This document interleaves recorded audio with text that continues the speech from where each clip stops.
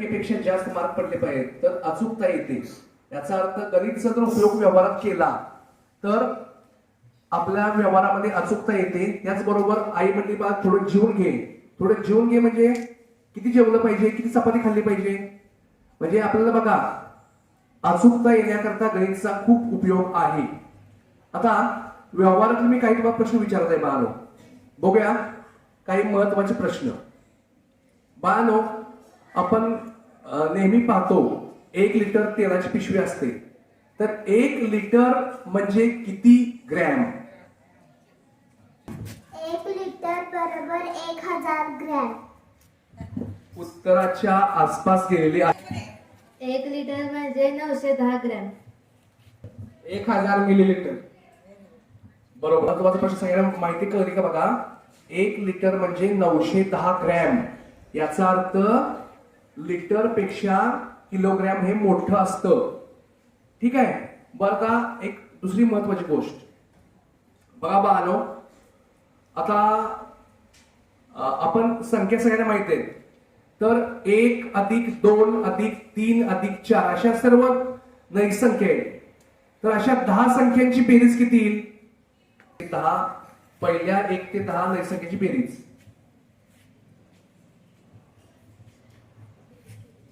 हा. 1 ते 10 नैसर्गिकची बेरीज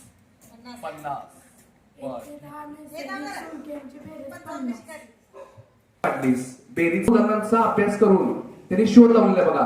आता मी तुम्हाला सांगतो, मी 2 उत्तर सांगणार, तिसरं उत्तर तुम्ही सांगायचं. हे पहा बाळांनो, 1 ते 10 संख्येची बेरीज आहे, बरोबर आहे का? तर 10 गुणुले त्याच्या पुढचा अंक किती रे बाळांनो? 10च्या पुढे कोणता अंक असतो? 11 छेद 2. 10 गुणुले 11 छेद 2 असतं.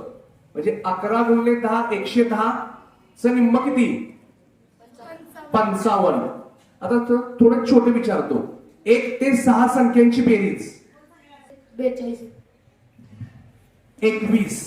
आता लास्ट प्रश्न विचारतो, असलाच चुकवायच नाही सगळ्यांना. आता कुणालाही विचारणार आहे बघा.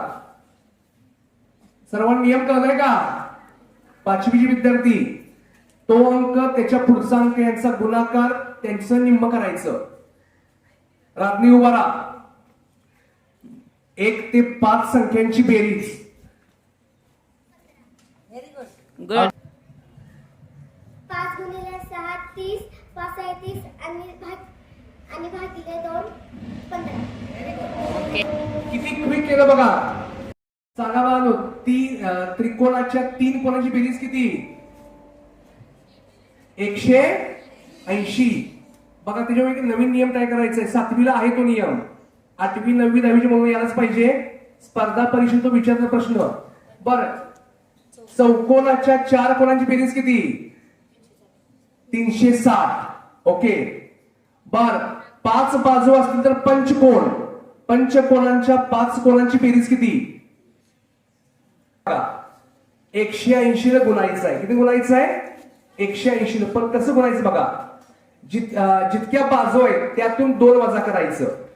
बघा, त्रिकोण 3 बाजू आहेत, त्यातून 2 वजा करा. 1 राहिलं 180, 180. 4 बाजू असतील तर 2 वजा करा. 2 राहिलं 180 गुणिले 2 18 दुनी 36 360. बरोबर आहे.